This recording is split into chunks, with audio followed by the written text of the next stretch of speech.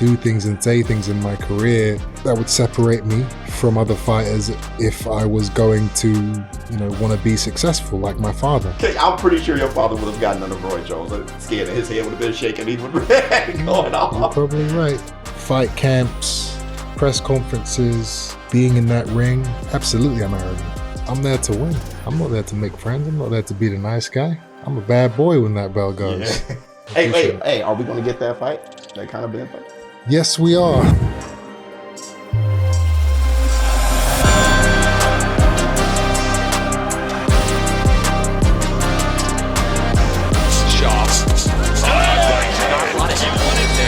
Obviously that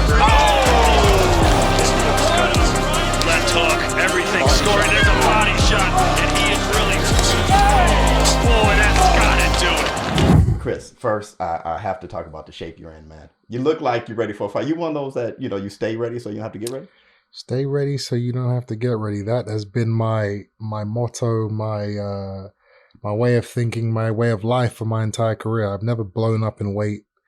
I've never gone long periods of time without being in the gym. Even without fight scheduled, I'm still constantly training, still constantly being responsible with my food and how I live. I don't drink, I don't do drugs.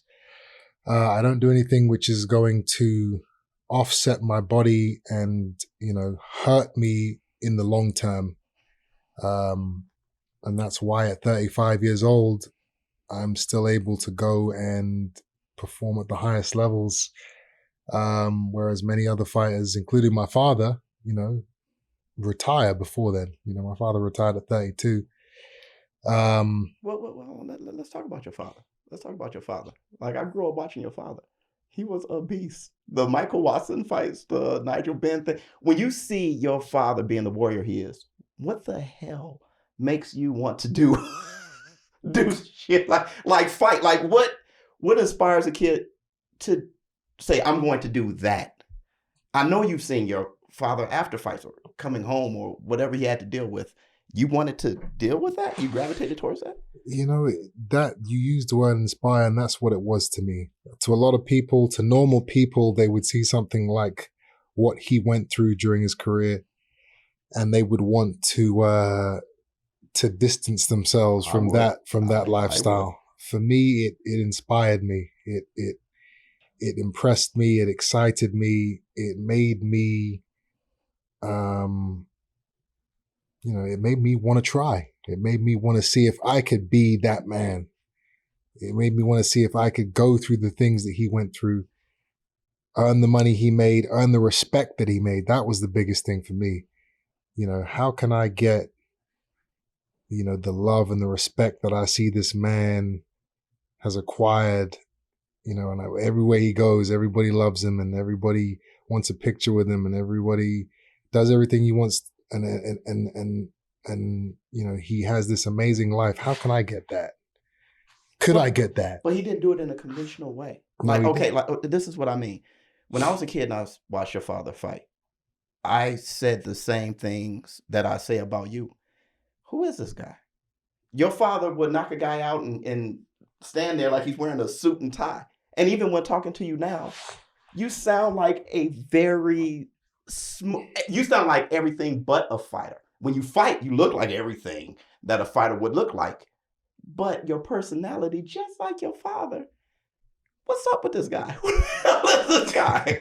Where do you guys get that from? Or you just not trying to act intimidating? You're not trying to act like a fighter. You're trying to be like yourself. What is that? I've always liked the thought of being different, thinking different, acting different, walking different, talking different. I hate the thought of being the same as everybody else around me. Being a follower, being a drone, being somebody that can be controlled or that, doesn't really excite or stand out. That was always a fear for me. I didn't want to just be another guy. I knew that I would have to do things and say things in my career would separate me from other fighters if I was going to, want to be successful like my father. But that's your pedigree, right? And on top of that, is that why you were drawn to somebody like Roy Jones Jr.? He defines being different. I'm pretty sure you still have a great relationship with Roy. How do you think that is what kind of glued you guys together as far as an attraction to work with each other for as many fights as you guys worked with? I mean, with Roy's, one of my favorite fighters of all time. I used to watch him all the time as a kid. Unorthodox, never been seen before, stood out from the crowd. So I was always drawn to guys like Roy, my father, Muhammad Ali, guys who broke the rules, guys who, were loved and hated. Yeah. Yeah, hey, listen, a lot of people hated your father. Oh, They saw him as arrogant. For sure. They saw Roy as arrogant. Some may say that you're arrogant. Are you? When that bell goes, absolutely. You should be. Because, I'm there to win. I'm not there to make friends. I'm not there to be the nice guy. I'm a bad boy when that bell goes. Yeah. And that's what you have to be. That's what I have to be anyway, to be able to do the things I do and to be able to win fights. So yeah, fight camps, press conferences, being in that ring, absolutely I'm arrogant because it's life or death. I'm not here to be a friend.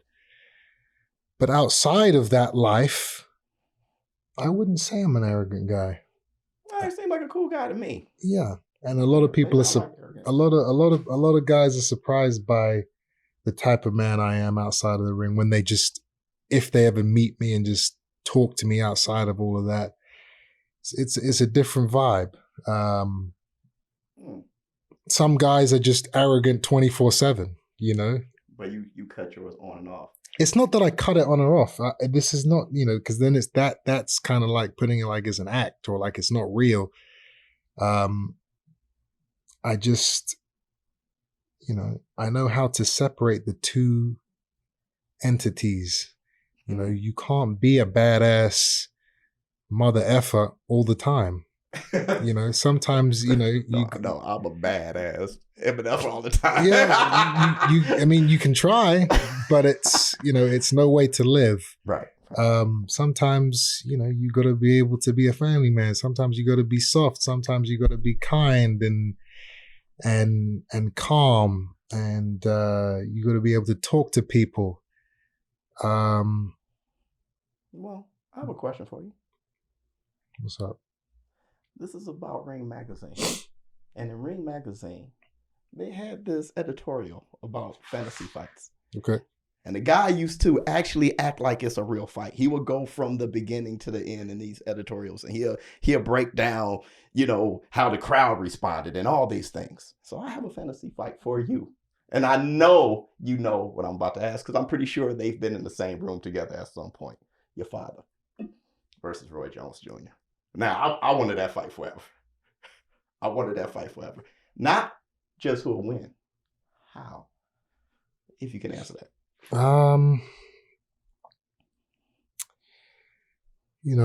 My father would definitely have been, the tougher man in that fight. He could you're not knocking my father out. So in terms of heart and spirit and grit and determination, my father had those areas covered. As far as, speed and agility and athletic ability, Roy for me wins in those areas. So, I think it would make for an amazing fight. I think it would have been a war of attrition. I'm not going to say who I think would win because I have too much respect for both men. Good. But it would have been an amazing fight, that's for sure. I'll tell you this: it could have been an even more amazing press conference. Can you imagine? I'm pretty sure your father would have gotten under Roy Jones scared and his head would have been shaking. He would have been going off. You're probably right. You're probably right. Well, man, it was great talking to you, man. Okay. You're the best, brother. Appreciate it. Hey, are we going to get that fight? That kind of Benn fight? Yes, we are. That fight is it's in the pipeline. It's in the process of being made. The last few things we've got to kind of sign off on. But it's looking like early next year, Eubank versus Benn is going to be brought to the world.